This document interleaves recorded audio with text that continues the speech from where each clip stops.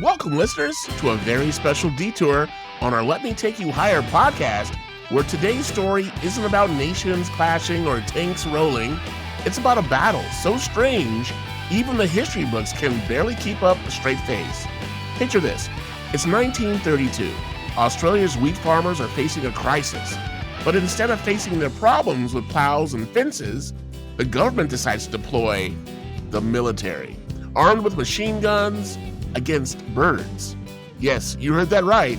The Great Emu War is in fact a real thing.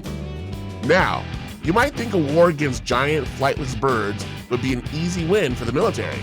But spoiler alert, it wasn't.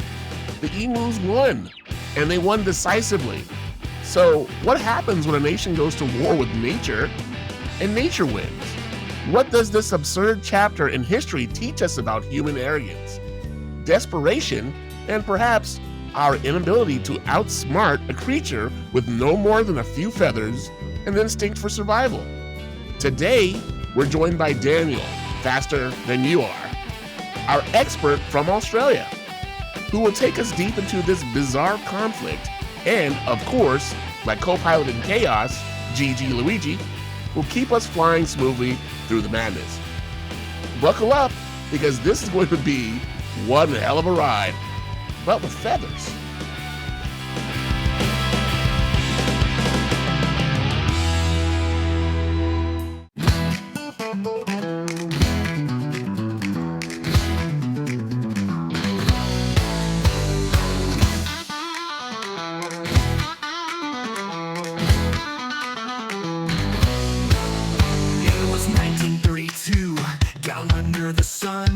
The farmers cried out, this war's gotta be won.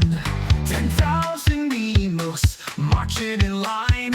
Wheat fields were trampled, the crops were in decline. Daniel from Oz stepped up with a grin. Let me tell you how the madness begins. With Mr. Villain and GiGi in tow, we're spinning this tale on a wild banjo. Oh, feathers of fury, wings on the run. The Great Emu War, where the birds have their fun. Bullets were flying, but they couldn't keep pace against an army of emus. The humans lost the race. Major Meredith geared up, machine guns in hand, said we'll take down these emus, we'll reclaim the land. But the birds were crafty, too fast to shoot. They dodge every bullet like soldiers in cahoots. Daniel hollered, they're smarter than we knew. You can't win a war with a jeep and a crew. GiGi Luigi jumped in with a laugh. Forget the machine guns, where's the bird bath? Oh, feathers of fury, wings on the run.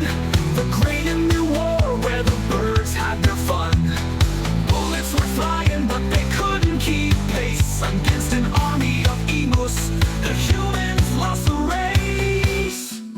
Now the farmers shook their heads, we're out of luck. Those emus outran every soldier and truck. Mr. Villain chimed in, this story's insane. Man versus nature, and the birds took the game. Daniel sang aloud, with pride in his voice. Let's cheer for the emus, Australia's choice. The battle is over, but the legend lives on. A tale of defeat, where the feathers won strong. Flap, flap, run away, emus leading all the way. Flap, flap, dodge and weave, can't believe what they achieved. Flap, flap, wild and free, the greatest war in history. Now raise your glass to the birds who won. A feathered rebellion under the Aussie sun. From Daniel to Villain and GiGi's delight, the Great Emu War keeps us laughing tonight. Flap, flap, dodge and weave. Oh, emus, we salute your reprieve.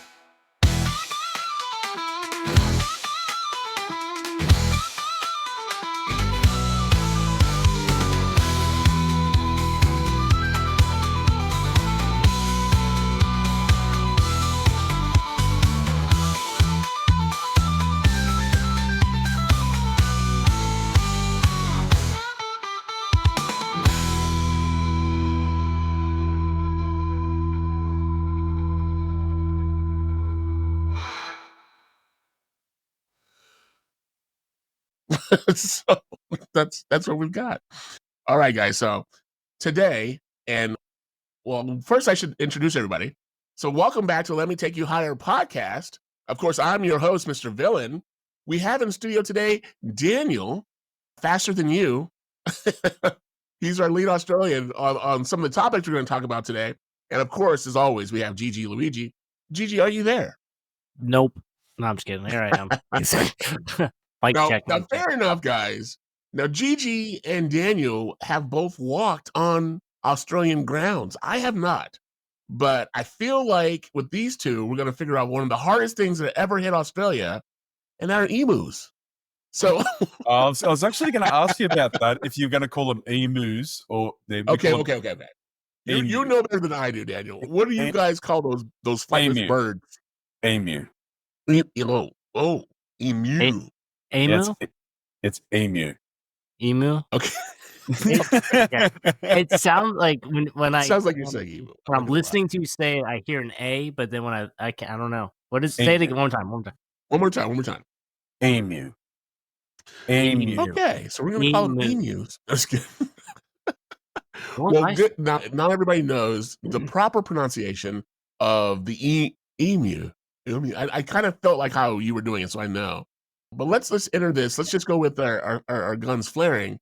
So in the higher point today, guys, we're talking about a wild detour today. Literally, imagine a war not between nations, but against birds. Yes, you heard that right. Giant flightless birds. It's the 1930s, Australia. It's desperation setting in, and the Great Emu War begins. Spoiler alert, the emus won. So, and I know that nobody on the phone or on the podcast today knows anything about this war that happened so long ago. But do they talk about this still over there, Daniel? And did they say anything about this war with birds? I haven't heard anything mentioned about it in my lifetime. Really? Really? It's a real war that the Australian government had with the emu birds who were taking over the farmers' lands. And we're not talking a few, fucked up cousins of some fucking geese. We're talking about full-fledged, and emus are huge. They're like Absolutely. 15, I don't say 15 feet. How tall are emus? They're 6 feet. They're like ostriches, mate. Okay, ostriches. Okay. They're So big. we've got They're these 6 huge feet cousins of tall. ostriches running around, picking at kids, eating corn, fucking up farmers. I mean, it's like a whole cavalcade of craziness. So I know you don't know offhand, but we're going to tell you the situation, but you got to have an official Australian on the phone. We're talking about emus. So GiGi, what about these emus? Have you heard about this war you told me about in passing? I'll tell you what. I heard about the war, and I pretty much was told to stay the hell away from them things. And if I'm at a zoo or anything, and they're correct, I apologize if I've messed this up. Emu, okay. I think very I messed good. it up. Very good. Awesome. Very good. Okay, so I'm just fucking up there. I stay like 6 feet away from them fucking things. Really? They're like, well, I mean, like, yeah, they're 6 foot, so like, but they're just beasts, man. Like they'll tear you up, yeah, with their beaks and everything. Oh my god. I feel like I should do more research on this because I'm just thinking. Canadian geese, right? I've heard of Canadian geese, yeah. You know how like they got those attitudes that everyone says about them? Like New Yorkers. So like there are a whole bunch of New Yorkers? Yeah, and the thing is they're about the same size too, 6 foot. Oh shit. Yeah. So, Geese like are little women. ankle biters. They're Chihuahua emu. Okay, so this is a serious thing. Yeah. So with this, so let's rewind this back. What can we learn from this story, guys? So you guys had a feather brain invasion of 10,000 or more, they're saying, emu, and they were ravaging these farms around all of Australia, eating the farmers' food. Farmers were being run out of their farms by these birds, and they went to the government and said, hey, we're losing like a lot of farmland to these birds. These birds are eating all the corn and all the stuff, the crops. They talked the government of Australia into coming in with guns, like machine guns, like ripping them apart with machine guns and Lewis tanks. guns. What kind of guns are they? Lewis guns. Lewis guns. Okay. Lewis guns from World War One, machine guns that they used in World War One. Yep. Okay. And what did they do? They just like they slaughtered these birds, and what did it? Yeah, well, they had work? a crack, but what happened was the birds sort of split up. They thought they'd just be able to plug them. You know what I mean? Just go out there and shoot them. But they're birds. The birds were smarter. They split up and they started using guerrilla tactics. Oh my freaking God. So you're saying these birds were doing guerrilla warfare like Chavez and Viva I'll say Viva La Mexico, but because that's a whole different place. GiGi, you're a freaking ex-Marine. Can you break this down militarily? I mean, come on now.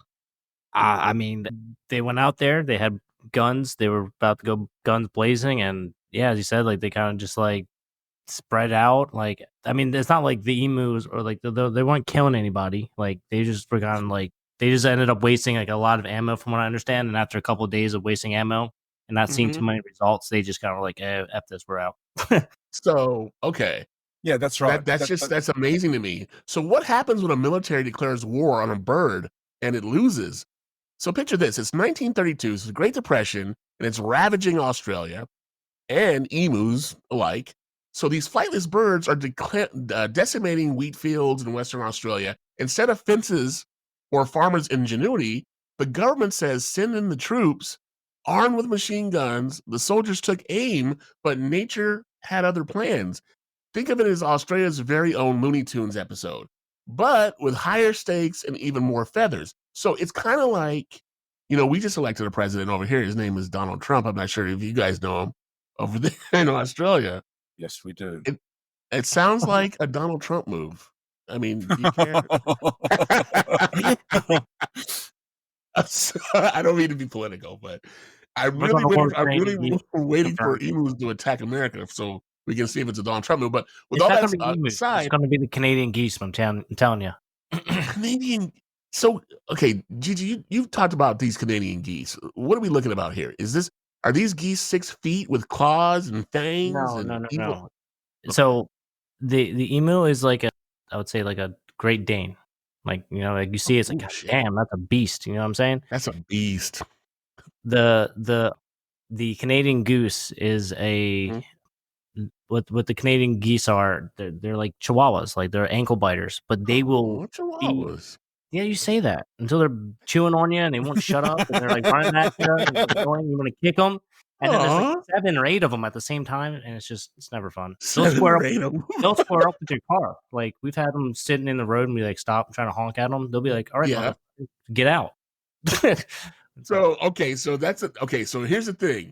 We all know that during World War II, not really World War I, but Hitler used PCP and meth to create the super soldiers and just make them run. Right. Do you think, Daniel, that these emus were on meth? That would be amazing if they were. No, they were. I mean, I want to boil it down. Like, there's no way these birds could be that crazy unless they're on some kind of drugs. They're just because of the vast amount of area they have to cover between water holes and things like that. I think that's got to do with their size, their survival need, their evolution, so to speak. And the thing with them is they can't take a backward step because the way their knees are back to front. Like it's the 2 animals on our coat of arms, the kangaroo and the emu. Okay. They can't take a backward step. I think that's why they were put on our coat of arms for Australia. They're just, I think it's so they can cover vast distances quickly. And they're fast. They run at 40 miles. They run really quick. So, yeah. So you have a beast running after you that the only way you could trip it up is by running the other way, but backwards. Possibly. Man, I reckon if you had one of them after you'd want to get the fuck out. Well, I mean, you just said it. You pretty much diffused the whole war after the fact. Just run backwards, right? Can't we just do that? It's gonna be like a bull, man. You gotta use like the freaking cloth and get behind it and then run away. The thing that you said, I mean, how would you take down a kangaroo in a pool of water? You fuck around and find out. No, I'm just kidding. But how would you do it? That's the saying we use here. But like, what you were saying, what you were saying about with like the men hunting. There was only a couple of soldiers. Were given guns, sent out there. right? Here's a shit ton of rounds, like 10,000 rounds. Go for it, Yeah. right? And Yeah. they started shooting, no dice, right? They just scattered, No. and then they formed the guerrilla tactics to come back at them, to sort of bait them and stuff. And they tried chasing them in trucks, and they couldn't run them down. The emus just ran away from them. So they're fast and they're smart. I think Australia. Gigi, you were an ex-Marine. You know I always say it, but where would you rank Australia's military in the grander scheme of militaries on the planet? They're at least number 6, right? Yeah, I would definitely say they're up there. I mean, I forgot what the guns you guys have. It's the AUG, right? They have the auger. Yeah, the auger. No, awesome. We be trained right beside them. Their tactics, it makes sense. It's very similar to ours. I'm sure that Well, our SAS is pretty damn tough. Yeah, that's what I'm saying. Yeah, like definitely. And you mean tell me nobody thought to run backwards? This is nearly 100 years. This is nearly 100 years ago, man. Well, I know. I guess you're putting it into perspective. I'll say the Marines probably would have lost too because we couldn't have figured out running backwards. You kidding me? Yeah, I mean, we still can. Fucking A. But the origin, the historical context, guys, of this is the Great Emu War wasn't just about birds. It was about desperation. Farmers were struggling after World War I, and wheat crops were failing. To make things worse, emus were migrating in search of food. They descended on farmland like an unstoppable feathered plague because guess what? On farmland, you're going to find a lot of food that emus eat.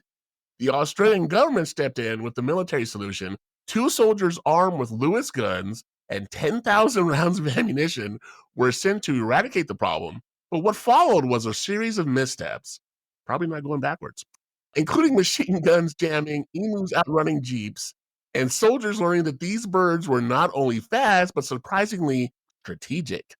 Our guest, Daniel, faster than you, I always say that, will help us dig deeper into this odd mix of comedy, tragedy, and just zaniness. Because, guys, if you haven't heard this, these are birds. They're flightless.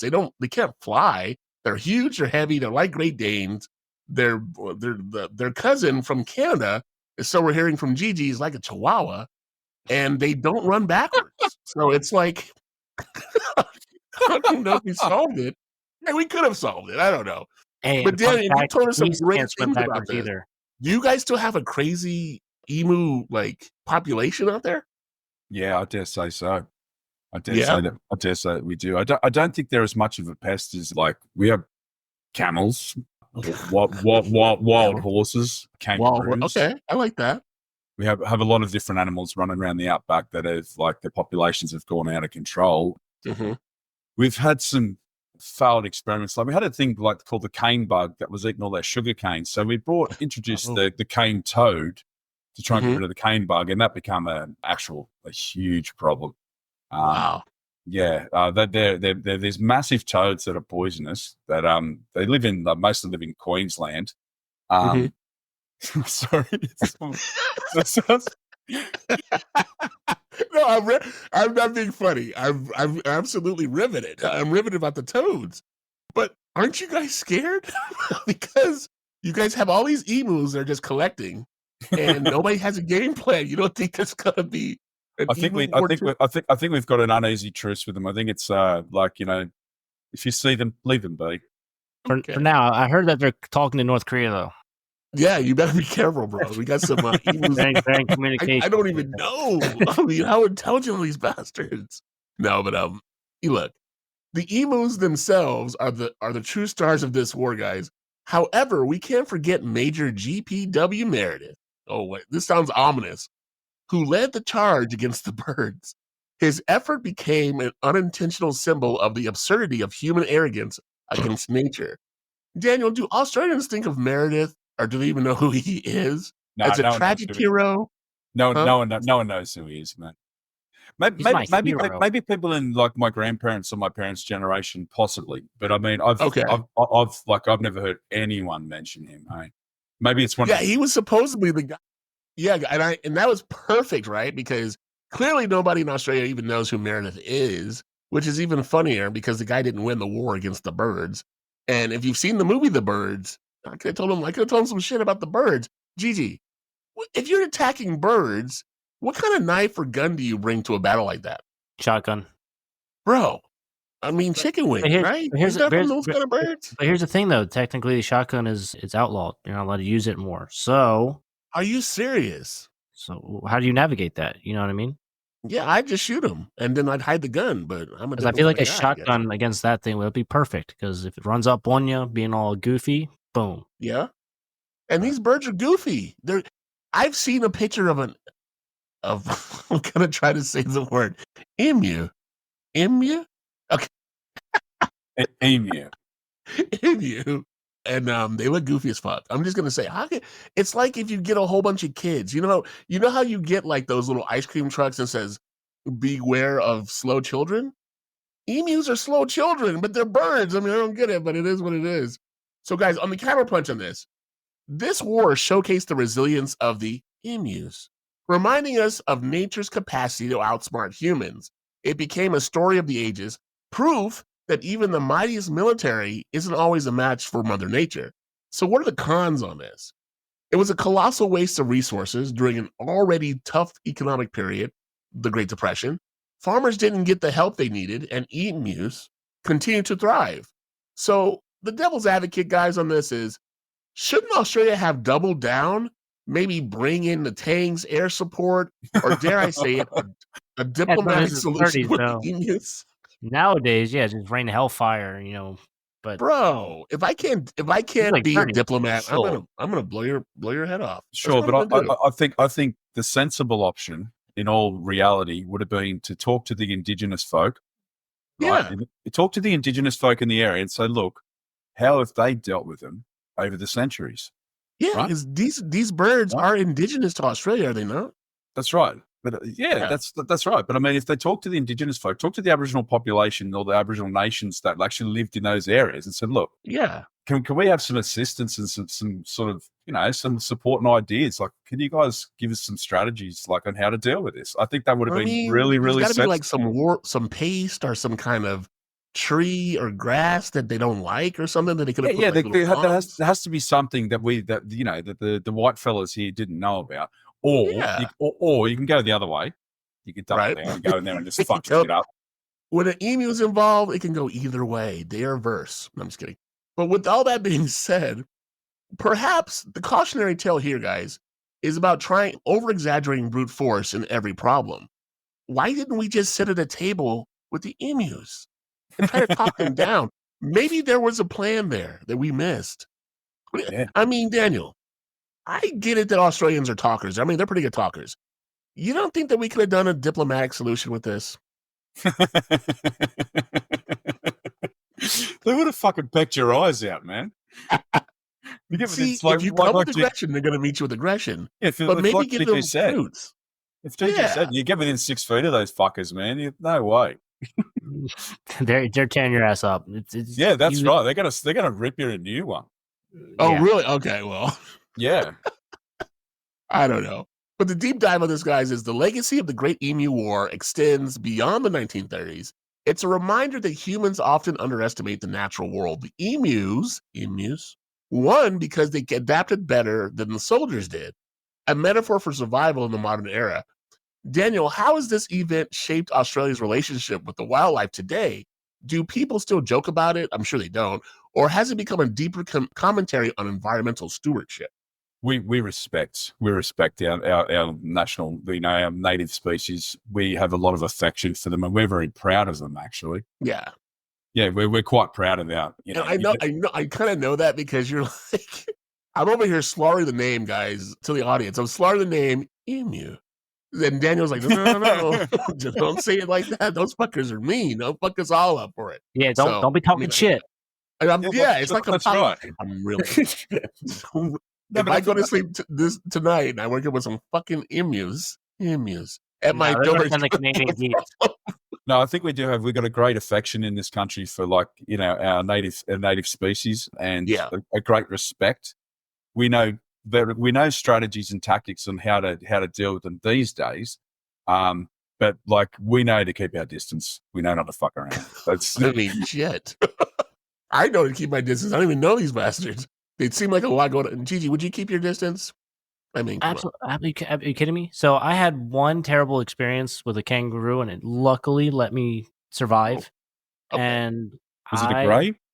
So this is what happened. So I was training. It was like the at the very last night of training. So I went out into the woods to go to the bathroom, And up in Darwin, like towards like the I guess like the outskirts of the outback, it's kind of wetlands, It's like it floods a lot. So there was like palm trees and shit. So like in the middle of the night, this I was walking through the woods to find a spot, to take a shit.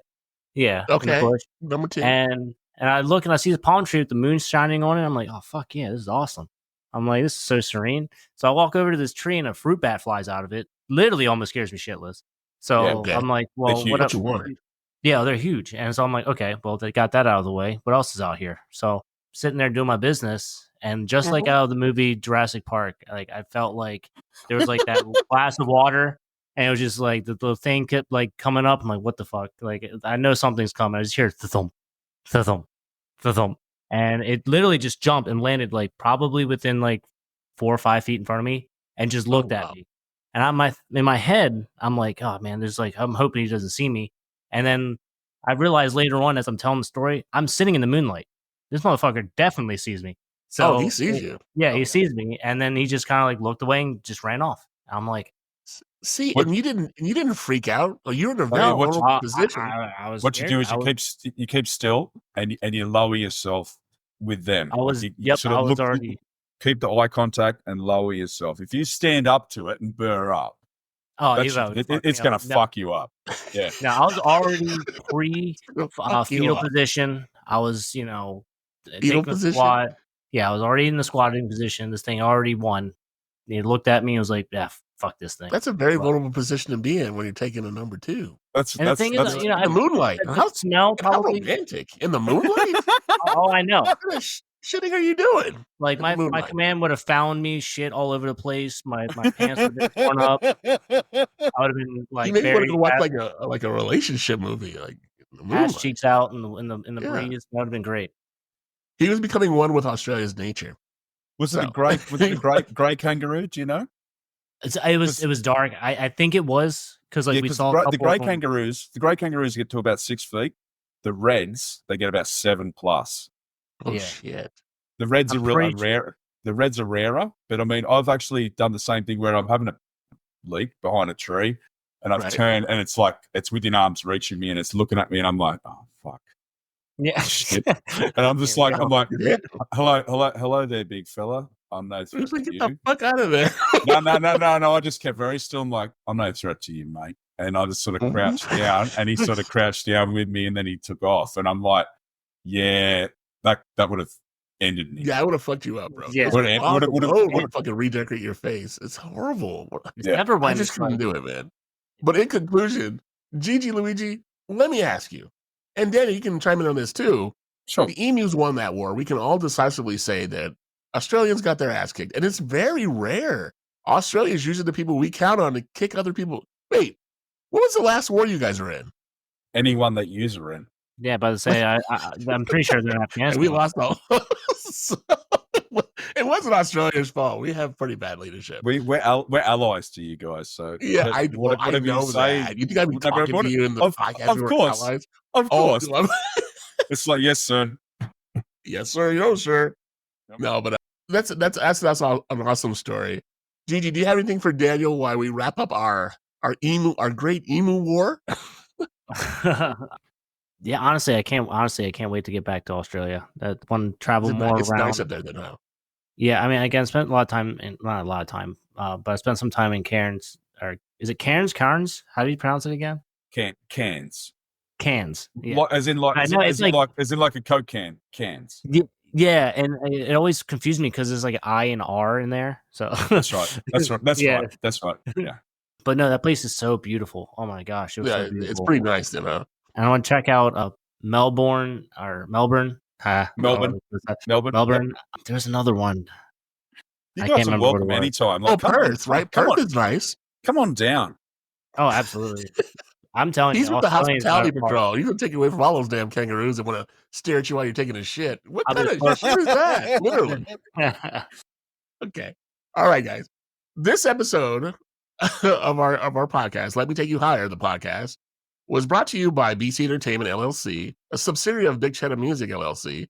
Shout out to Daniel, faster than you, our Australian captain here, with expertise in all kinds of things Australia. So if you guys have any questions, always email us at Let Me Take You Higher, the podcast, or Let Me Take You Higher podcast at gmail.com, and we will forward them to Daniel and get your answers answered, or get your questions answered, rather. GiGi Luigi for keeping the jokes rolling as always. Remember, all rights reserved by BC Entertainment 2024. Until next time, guys, don't mess with emus. Well done. I like how Well you use done. it like your seductive voice when you say it. Yeah. You right, kind of got something going on there. Yeah, that's what I'm saying. Yeah, we love those emus. Anyway, guys, have a good rest of your day. Bye. You too, man. All right, so we're back with Daniel from Australia, and I'm going to ask him these 10 questions that are burning questions from around the world of the 10 questions you always wanted to know and ask in Australian. So, Daniel, let's ask a few questions. This is from people everywhere. First question up is, why do you call it Arvo instead of afternoon? Okay. G'day. Actually, good to be here. Arvo, yeah, like we've got slang sayings, and it's normally an O or an E for anything. So It could be the Savo, the Savi. Okay. Savi. I'll do this. I'll do this in the Arvo. That's just, I don't know. That's just how we speak here. So this is a real thing. I've never even heard of this. Absolutely. Wow, that's crazy. So, and this is just this is just a linguistics that you guys have kind of altered over the course of centuries, or is this something new? Is it slang or what? Well, as long as I know, mate. As long as white settlement's been here, I suppose, and English has been spoken here. Oh yeah, it's developed. It's developed over time, but yeah, like we say, do you want to come over the Savo instead of this afternoon? Oh, okay. So it's okay. So that's a very important question, because I never even knew that was a situation or even a thing. But now that you clear that up, we're happy about it. We're gonna move on to number 2. It says, "What's the deal with Vegemite?" It's basically salty tar, right? Isn't that what it is? Salty tar. No, what it is it's yeast extract, and it's a tradition here. It's full of vitamin B. Okay, it's good stuff. We raise our kids on it, and I think like when you look at the percentage of our population versus how many of us are represented in sport globally, I think it gives us the edge. No, you guys. I'm not saying. Look, I had an Australian friend once in high school, and he wore the freaking hat. What is that hat called? It's very idyllic Australian hat. A Kubra. A Kubra. Okay. He wore a Kubra, and I didn't make fun of him, but I said, "Hey, where'd you get that hat from? You're not from Australia." And we almost came to fisticuffs. We almost fought. Oh my god! Yeah, we did that. Yeah, he was pretty. I think it's I think it's the equivalent of your Stetson. Yeah, Texas, the Stetson hat. Okay, I get you. Yeah, right. it's a country thing here. Yeah. So back out in the what do they call it in the outback? Well, farmers wear them. Farmers wear them. Okay, cool. That was my own personal question. Yeah. So Vegemite is something it's got a lot of nutrients in it. It's very good for you. Okay. So now there's a terminology. Now I watched this from. You ever heard of Cheech and Chong? Yes, I have. Okay, so there's a movie a long time ago with Cheech and Chong, and I believe it's called Another Shrimp on the Barbie. Right. Yeah. What does Another Shrimp on the Barbie mean?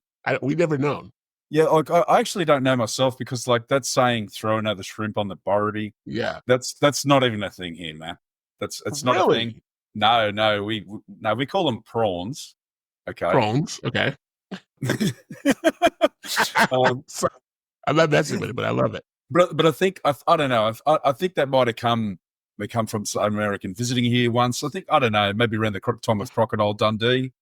Okay, yeah. Oh, they didn't. Nobody even Right? said anything about Crocodile Dundee. Yeah, like when Crocodile Dundee was really big, I think Yeah. the Americans sort of try to get in on Australianisms or how it was Yes. say, like the Yes. colloquial sort of slang stuff, and throw it on the shrimp. That's a load of crap. We don't say that. So that doesn't even that's not even a thing in Australia. No, Okay. it's not even on the radar, bro. And you guys don't measure each other's knives down there, do you? Mm. Well, I guess we won't touch that one for sure. But okay, cool. So here's another question. What's with all the deadly animals? Why do they all want to kill us over there in Australia? Okay, I think because Australia is a continent, it's a huge island. I Yep. think over time that like the animals that come here when there was a land bridge stayed Yeah. here, and they've had no natural predators. I think over Yeah. time they've evolved, and yeah, mate, it's a harsh country. Yeah. Well, I could. It, Yeah. it's a pretty arid country, and I think that Yeah. mate, it's survival of the fittest. And you were telling me earlier, you're saying that it's over 100 degrees right now in the wintertime? Well, our winter or whatever you would call it? Yeah, it's Oh. it's about 95, 100 degrees here today. Like it's summertime here, mate. Yep. Yeah. Summertime. This is the craziest thing ever Because because, we're in the southern hemisphere, you know. well, I mean, I get it. I mean, I know math and geography or whatever, but it just seems so weird because we're like, oh, it's chilly. It's 45 degrees Fahrenheit, of course. It And is you guys like weird. over 100 degrees out there. It is weird. It is weird. That's It's like fucking weird. it's like when I come to the States. So it's what was it, fucking June or July, and it was Mhm. I was in Vegas. It was so hot, and like here Oh, it's that's right. You went to Vegas. yeah. Oh Yeah, man, so no, Vegas will kill you. That's like 120 degrees Fahrenheit on a Wednesday with no fucking air, no water. You're done. yeah. It was like You're done. 124 when I was there one day. Fuck that life, bro. I was born in Vegas. Just so everybody knows. That's I was that's born right. in Vegas. So Great. I kind of place. know what you're talking about. What did you do in Vegas? Oh, I went over there for work. I went over there. Oh yeah, okay. I worked in the pool and spa industry for a while, and I went over there for a trade show. And Okay. I went over there in November 2006, and it was really cold. It was freezing. Okay. And I met someone, and I went back. Oh, that's good. I like that. That's a good story. Okay. Okay, so can I ask a question? Why are there so many goddamn spiders in Australia? Why are they all venomous? I Fucking hate spiders. I'm not a fan of arachnids either. I don't know. I can't really answer that question, but I know you don't want to dice with them. That's for sure. Oh, okay. We've got some that are huge, like the huntsman, and they get Yes. they get really big. But I mean, the Sydney funnelweb is the one you want to watch, Oh and my God, and dude. redbacks. The redbacks here, they're kind of like your black widow, Okay. like they're poisonous as you don't want to Now mess. you guys have, but those huntsmen, the huntsman spiders, they're jumpers, right? Like they'll jump and gangbang, not gangbang. I don't know. It's not gangbanging. No, but I slipped the tongue. I slip of the tongue. I've had them come after me. They'll run after you, right? Yeah, I've had that when they're inside. Actually, like I've had them on the wall, and I'm like, yeah, great, and they're as big as your hand. That's And fucking crazy. yeah, like they get big, and yeah, they're not poisonous, man. They're just big. Oh, okay. But they just want to bite on you a little bit. Just nibble, take a chunk out. That's it. I mean, they don't have to be poisonous to be fucking annoying as fucking be scary and shit. It's scary. Yeah, Yeah. but So- yeah, it's a thing we grow up with here, man. Okay. Well, fair enough. Fair enough. Now they have a question here. It says, "Is it true that no worries is your national motto?" That's more Jamaican. Yeah, I don't think so. She'll be Okay. right. She'll be right, mate. Right. That's what we're gonna say. She'll be right, mate. Okay. She'll, Well, that makes sense, I guess. she'll be right. Yeah, she'll be right, mate. And that's like all throughout the whole of Australia. Everybody says the same thing. You kind of know what everybody's saying when they're saying these things. These colloquials. Absolutely. I think like the West Coast is different from the East Coast, obviously, like, but because they're so far away, like the distance is huge. Yeah. I think from what I've been told, people who are on the East Coast where I live, we sound more more, yeah, how's it going, mate? Oh, so there's more bite to it. Yeah, whereas the people on the West Coast speak more formally. Yeah, this is all true. Yeah. And then, okay, so Gigi's online too, and we're asking Hello. these questions. I'm going to wrap it up a little bit, but what does fair dinkum mean? For real, genuine, Okay. So that's Yeah. a whole, okay. legit. So it's like, oh, Okay, legit. Okay, well, okay, I get it. It's legit. Like if you say, then that's fair income. That's the real stuff. That's legitimate. That's there's no arguing with that. It's for real. It's Okay, something that's an older saying. Not many young people say, "Oh, fair income, mate." But that's boomers. That's boomers or before. Those are the boom. Well, wait, you're not a boomer. No. Do you say that? No, I'm a Generation X. Thank you. Okay, yeah, we're all Xers on here. Well, Gigi's not an Xer. He's a millennial, but can't win them all. Hey, g'day, Gigi. I'm an old soul. He's an older soul. And it's funny because we have a lot of good stuff from Gigi when he used to live in Australia. Gigi, you used to live in Australia, right? For about like 6 months, 7 months in Darwin. Where'd you live, mate? Darwin. Darwin. Oof. Yeah. Jesus. Oh, that's what I said. It's pretty fucking hot up there, and if you live up there, like you got to watch out for crocodiles. That's hell yeah. There's something we don't have to worry about here. I'm in Newcastle. Yeah. Okay. Yeah, no, Darwin was cool. I mean, they had I forgot what it's called, like Crocodile Cove or something like that. I can't remember what it's called. It's like a cove. Yeah, you can go down and into like a tank, like a glass tank, and they'll feed crocodiles, and you get to watch it underwater and stuff. It's pretty cool. Fuck okay. I mean, all right. I like that. I don't know. Look, I'm the only person on this podcast today that's never been in Australia. I've heard about it, It's excellent. You should come. Yeah, I should probably fly over it, look at all the spiders and crazy animals you guys have out there and keep driving. I spent some time out in Cairns as well. Oh, Cairns, yeah, in Northern Queensland. That place is beautiful. Oh yeah, that place is beautiful. Absolutely, that is a beautiful place. Yep. No, yeah, for sure. You guys got waterfalls and the ocean and the Great Barrier Reef. Miller Falls. Miller Falls is near there. You got the Atherton Tablelands, and off the coast you got Green Island. Yeah, that's a nice place. It's near the it's off the coast. You got the Great Barrier Reef there, so that's okay. Yeah. All right. So to wrap this up, because this is gonna be our outro. Now I know that you guys have an instrument called the didgeridoo. Absolutely. So what the hell is a didgeridoo? It's a piece of wood, like a hollowed out log sort of thing. It's about 4 to 5 feet long. Normally it's marked up with dots or the traditional sort of painting, depending on which nation is which nation is using it. I can't fucking play one. I've also tried it. It's way harder than it should be. Yeah, you got to use circular breathing to play it. Okay. And that's something I haven't mastered. Circular breathing. Okay. So you're breathing in through your nose and out through your mouth at the same time. Oh, okay. Yeah. Like it's like a whole cylindrical situation. Okay. Okay, that makes sense. It sounds like an instrument that plays dubstep. Like the noise it makes is like a dubstep noise. Like from the 80s, you can make some excellent noises with it. It sounds unreal. It's really cool. Okay. Yeah. Okay, my last question for you from everybody who wanted to know about Australians. So what's up with the fucking boomerang thing, dude? How does that fucking even work? And is that like a weapon? It's an Aboriginal hunting device. Okay. They use it to hunt with. And if you miss your target, it comes back. So you can go again. So, we call it boomerang. Miss your target and it hits the target. Who cares? You did what you had to do, right? That's right. We call it boomerang that doesn't come back. All right. Well, fair enough. Well, thank you, Daniel, for giving us all the ins and outs of Australian isms and colloquials, if we say that correctly.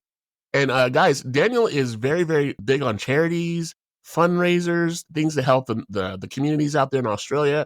And I'm going to let Daniel let us know about some of the things that he supports. So, Daniel, if you take it away from us, let us know some of the things that we can know about to help out there in Australia. The main one is Grow a Star. Grow a Star is a charity for children. It helps children who are underprivileged or their families are struggling financially to put them through and supply them with stuff like soccer boots or, stuff, ballet lessons, musical instruments, things of that nature to help develop their talents. This is for underprivileged children, and what it does is help them reach their dreams. Awesome, man. I like that.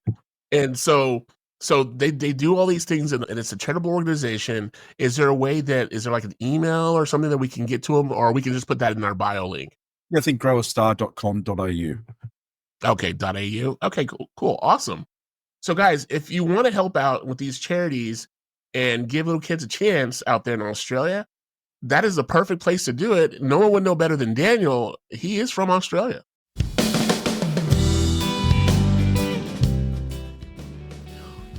And that's a wrap on this episode of Let Me Take You Higher, the podcast. Big thanks to our special guests and a huge shout out to our incredible sponsors. You guys are literally the wind beneath our podcast wings. Remember, this show was dreamed up and brought to life by yours truly, Mr. Villain, and it's all made possible by BC Entertainment LLC, a proud subsidiary of Big Cheddar Music LLC. All rights are reserved by BC Entertainment, so don't even think about touching that dial without permission. Until next time, keep your minds elevated and your vibes higher. This is Mr. Villain signing off. Stay tuned, stay sharp, and stay forever gifted and lifted.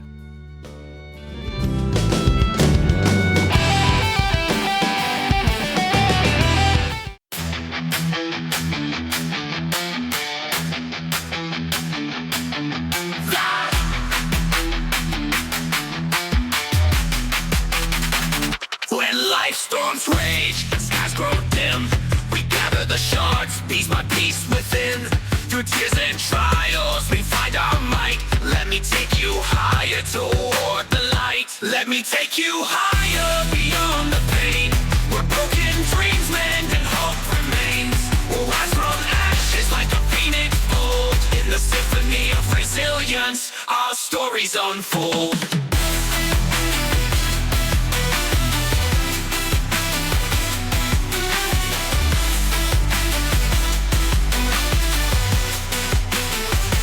When life storms rage and skies grow dim, we gather the shards piece by piece within. Through tears and trials, we find our might. Let me take you higher toward the light. Let me take you higher beyond the pain. Where broken dreams mend and hope remains. We'll rise from ashes like a phoenix bold. In the symphony of resilience, our stories unfold.